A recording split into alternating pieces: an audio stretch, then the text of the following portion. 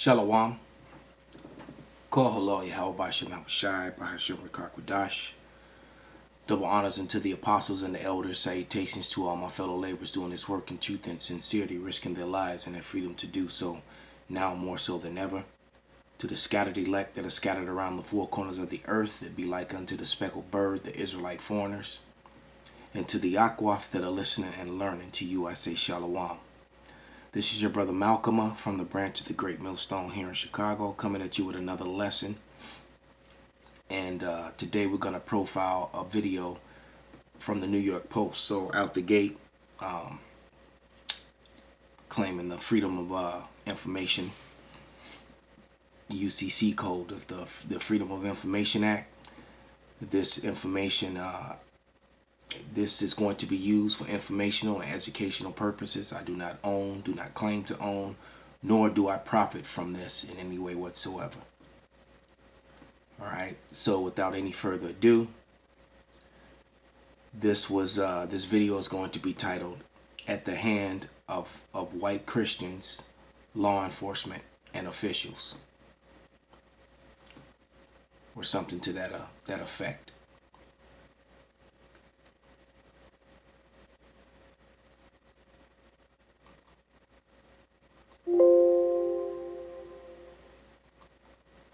It was called the Red Summer of 1919, named for the blood that ran through America's cities during months of racial unrest. African-American soldiers had returned home from the Great War, World War I, to a country still teeming with discrimination. And in their quest for civil rights, tensions between blacks and whites reached a tipping point. Deadly race riots broke out in over 24 cities, but one rural town, Elaine, Arkansas, would become the epicenter for the bloodshed. The violence there, lynch mobs, torture, indiscriminate murder, was so horrific it would go down in history not as a race riot, but as the Elaine Massacre. This is history. Dark history. During World War I, more than 350,000 African American soldiers enlisted to serve. But while they fought for democracy abroad, their own country, America, was still not willing to see them as equal. White supremacy was very mainstream at this time in the United States. Basically, a lot of African Americans were seeking to obtain their full rights and equality in the United States. And my question to David Krugler is, what has changed? Absolutely nothing. Hence the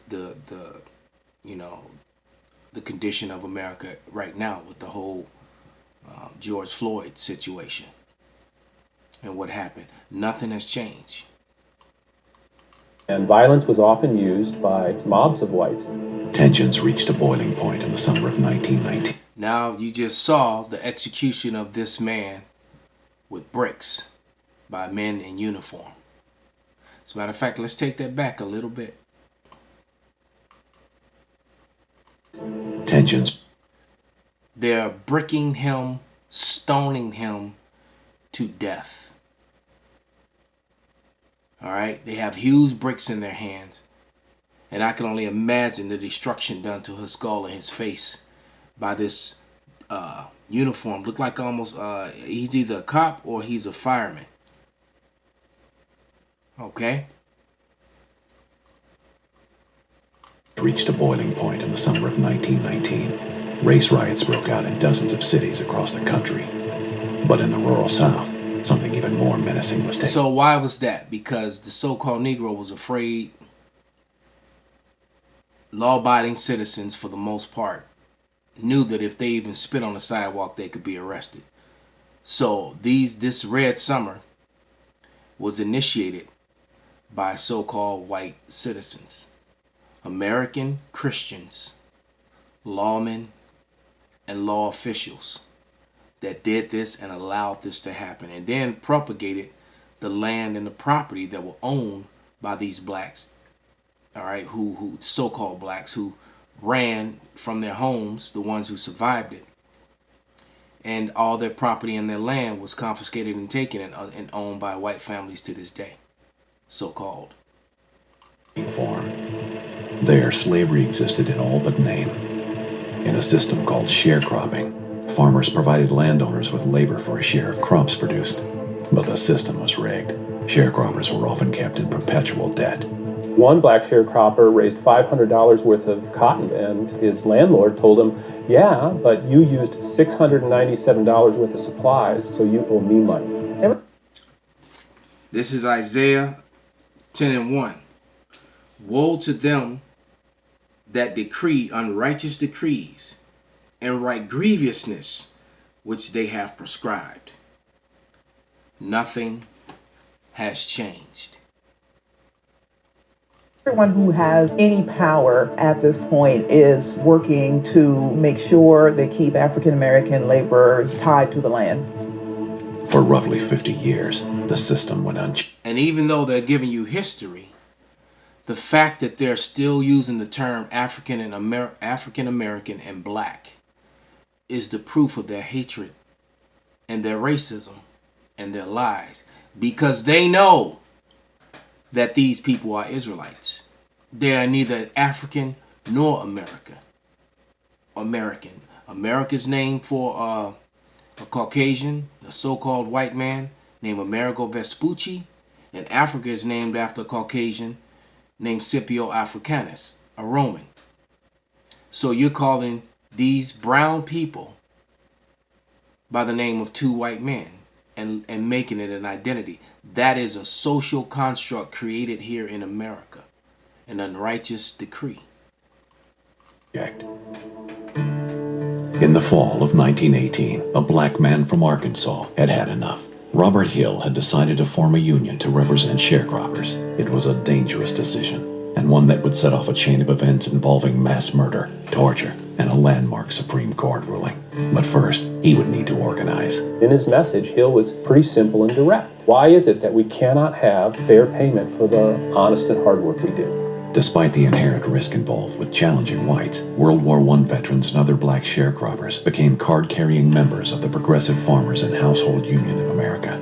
He believed that by paying dues, these members could have the services of lawyers and sue plantation owners for cotton that had been stolen from them and false numbers that had been placed in the plantation stores' books.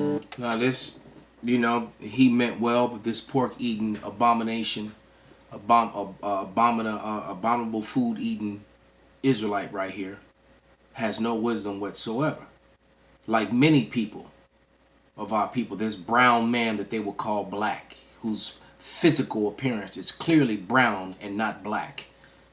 Look up the definition of black and see how ugly and atrocious it is, and then you will understand why they labeled you that. Can't help bring up the point that there are people on this planet, all right, who are darker than Negroes in a lot of cases. I've seen Africans. I've seen Indians and Arabs that are darker than some Africans, but yet they're not called black. Think about that. Stop and really think about that. No one's skin color is this color. He's brown. The man is brown. This is Isaiah 30:1. Woe to the rebellious children, saith Yahweh, that take counsel, but not of me, and that cover with the covering, but not of my spirit, that they may add sin unto sin. See, the scripture says, if a man's ways pleases the Lord, even his enemy will be at peace with him. But see, they weren't pleasing the Lord. They weren't calling on his name. They weren't trying to keep the law, statutes, and commandments. They were eating pork, crayfish, crawfish, crawdad, chitlins, worshiping Christmas, Halloween, Mother's Day, Father's Day, all those feast days that the Lord does not acknowledge. They didn't turn to the Lord. They turned to their oppressors to get help. And look what it got them. On the night of September 30th, 1919, Union members gathered in Elaine to discuss their legal plan. This is in Phillips County. It's basically just a crossroads at this time, a road, a few houses, a railroad siding, no streetlights. There's also a one-room wooden church, and that's where the Union met. Expecting that they might have trouble, the Union posted a guard of about 6 men. They had shotguns and rifles. The meeting's taking place. While they're having this discussion, a car rolls up the road. 2 white men were in the car. By one account, 2 white men acting like Karen. All right, because they had no business being there. It wasn't for them. It wasn't their situation. It wasn't their deal. But yet what? That entitlement. And many of them, the majority of them, most of them still feel this way to this day. one of the white men in the car said, "You all get away from there." And shortly thereafter, a shot was fired. Though it remains unclear who fired first, a barrage of gunfire broke out. One of the white men was killed almost instantly. The rumor of a black uprising spread in a matter of hours. The idea of a sharecropper rebellion conveniently played into the hands of landowners who did not want their sharecropping practices scrutinized. They did all they could, as quickly as they could, to sound alarms that black farmers were out for white blood. The story gets magnified that the town is under attack, that And this happened over and over blacks are again killing people in the throughout America. All right? I often bring up Elaine. You don't hear many people talk about it. I've talked about it a lot. But you had the Tulsa, Oklahoma thing. You had the Rosewood thing down in Florida. And you also had what they did right here in Chicago to the Black Belt. All right, which was one of the most prosperous neighborhoods, most prosperous, I would say, settlements of so-called Negroes, of Israelites of the Southern Kingdom in America. As great as, if not, surpassed that of Tulsa, Oklahoma. And they destroyed it in the same manner, right here in Chicago. Streets that there is a revolution afoot. The sharecroppers quickly formed self-defense groups, expecting repercussions over the death of a white man. But they could not have predicted just how severe the response would be. Right, because that hedge of protection and that evil that Esau has, that hatred he has for Jacob. This is Revelation 12:10. And I heard a loud voice saying in heaven, "Now is come salvation and strength and the kingdom of our power and the power of Hamashiach, for the accuser of our brethren is cast down, which accuses them before our power day and night." See, they accuse us day and night. When you look up statistical evidence about, and this is an example I love to use, right? And I believe this was a 2016 or 17, because they removed a lot of that information when we exposed things. But there was an, it may have been from the Huffington Post, I forget exactly where, but it reported how 71% of the of white police officers that were killed in the line of duty were killed by other white men. But the news media, the daily news, would never project that, because the faces that you're seeing as criminals broadcast across the screen, for the most part daily, are so-called black and brown. Right? And when you do see when E is put on display for his wickedness, there's a distraction story that comes out within days of a so-called black or brown man that that they'll just show over and over again until the crime of the so-called white man is forgotten about or put on the back burner. This is what they do. The following morning, under the watchful eye of Sheriff Frank Kitchens and his deputies, posses of white men were sent to find, detain, and kill the offenders.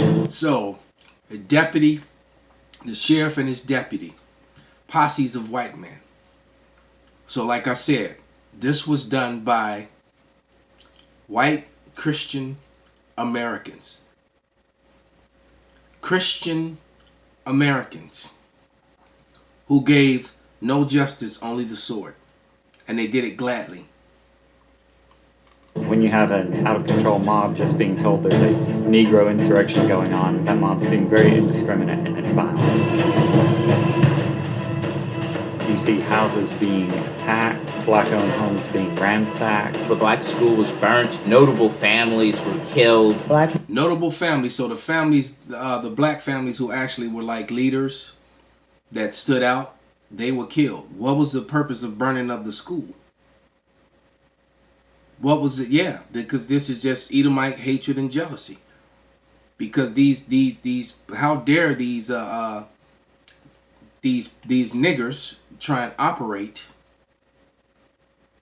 independently of our system, and how dare you fight back or resist what we're doing? That's the mindset. Women and children have to go literally hide out in the woods because many of these people are indiscriminately shooting at African American women and their children. Black veterans and other African Americans took up arms in self-defense. This no doubt just feeds into the mob fervor. The fact that, White they're daring to power. shoot back at us. This must really be an insurrection. And One you're historian red, has you're not identified white. more than Remember that. White is a social construct as well, created in 1681 in Virginia. All right, look up the definition of white. It's pure and good and honest and all those other things. And then the definition of black is dark and gloomy, wicked. 20 different killing sites where African Americans were being killed. There are stories that mob members were taking souvenirs, such as ears or fingers from the bodies of fallen African Americans. One of the lead Man, this is Zechariah 11:5, and it reads, "Whose possessors slay them and hold themselves not guilty. And they that sell them say, Blessed be Yahweh, for I am rich. And their own shepherds pity them not."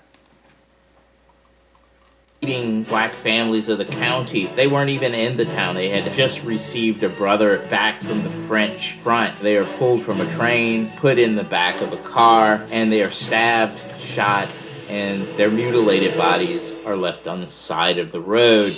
Wow. Within 2 days, 500 U.S. troops were sent to quell the supposed black uprising. They don't find any blacks killing or shooting down the streets. In fact, Colonel Jinks reports that the city is filled with hundreds and hundreds of white men.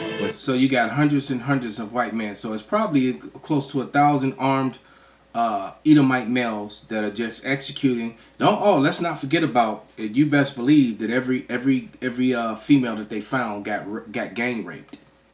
Probably raped a few men too, because that's how Esau gets down. Right? They murdered their dogs and animals, burned down their houses.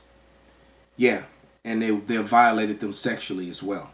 All right, this is Deuteronomy 19, and all this is done over what? Over false witness, over lie. If a false witness rise up against any man to testify against him, that which is wrong, then both the men between whom the controversy is shall stand before Yahweh, before the priests and the judges, which shall be in those days. And the judges shall make diligent inquisition. And behold, if the witness be a false witness, and he have testified falsely against his brother, then shall ye do unto him as he thought to have done unto his brother. So shalt thou put evil away from among you. So that was talking about amongst Israel, but don't forget that Esau Edom is our brother, our wicked twin brother. The accuser of they're the accuser of us. All right? They're our accusers. There's no, people ignorantly look at color as an identifying mark, but you have to understand the two closest related races on the face of the earth. It's a so-called black man, Hispanic, Native American, and their counterpart is the so-called white man. All right, those are the two closest related people on the planet, man. All right, the Negroid races, which make up the 12 tribes, Latinos, natives, and so-called Negroes, and so-called Caucasians. Those are the most closely related people on the face of the earth. Right? Why? Because they both those both came from Jacob. All right, Salakia from Isaac. Isaac's son. No, I said it right. Yeah, Isaac, because Jacob And the Esau both had sons. If I'm not mistaken, the Esau may have had 12 sons too. You know? But nevertheless, he had a lot of sons, regardless of how many. And that makes up the race of the so-called white man today. And of course, Jacob's sons being the 12 tribes. So let's let it play a little bit more. Guns. Many of the individuals who were hiding in the thickets were former soldiers who had just gotten back from the war. And when they see the army troops come, they rush out, believing that the army troops are there to assist them. The army believes that these people are rushing toward them to attack, and they're cut down by machine gun fire. No, they didn't believe that. They just did that. Although the exact number will never be. So their very same military brothers, so-called, exterminated them. Man, that's why it tells you in Second Ezra to never trust thy enemy. All right, never trust that enemy. And they trusted in their enemy, which is the problem with Jacob. All right, you keep trying to go to a system that is set up to oppress you, a system that was set up to uplift the so-called white man and to keep you Israelites down. When the laws that were established for freedom and rights and civil rights and all those things, the civil laws that were set in place were not set in place for you. And Elaine and the Red Summer is what you get when you try to implement their system to work for you. It does not. It does not. I've been in a court battle now for almost 2 years where I've proven my oppressors to be wrong and violating all the laws that they wrote. And this thing still goes on. All right? They're in violation of their old laws. They don't care. They don't care. It's not for us. All right, it's not for us. 2 last scriptures. This is Galatians 6 and 7. Because what happens in this video after this is that a bunch of men get put on trial, mistreated, and tortured. All right? And a lot of people destroy their houses, their homes are taken away. And it just goes to show you that the lawyers, the judges, the police, the military, the citizens, all divided up the spoils of these so-called black victims. It's this one that's lying on the ground, beaten and bloody and dead and broken. All right, looks like one of his legs is missing too. They were taking trophies, so they said ears and fingers. They would tell, believe me, when they were hanging Jake, that's why you always see their pants down, because they would cut their penises off too and put them in jars and pickle them. Why? Who? Just the man of wickedness of this man. But this is Galatians 6 and 7, man, and it reads. Oh, I mean 4. And it reads, "Be not deceived. God is not mocked. For whatsoever a man soweth, that also shall he reap." So this is going to be done unto Esau, Edom, man, women, and children. Double, according to Revelation 18 and 6. Double. One last scripture, man, because you think that there isn't going to be a payment for this, you're out of your damn mind. All right? And they always say, oh, that's old. What happens yesterday shapes today. All right? What happened yesterday shaped today. And the Lord said he requires that which is past. That's in Ecclesiastes. But this is Ezekiel 25 and 12. "Thus saith Yahweh power, because that Edom have dealt against the house of Judah by taking vengeance, and have greatly offended and revenged himself upon them. Therefore thus saith Yahweh power, I will also stretch out my hand upon Edom, and will cut off man and beast from it, and will make it desolate from Teman to Dedan shall fall, and they of Dedan shall fall by the sword." So all of Edomites are going to fall by the sword. The Lord is going to ensure it. Verse 14.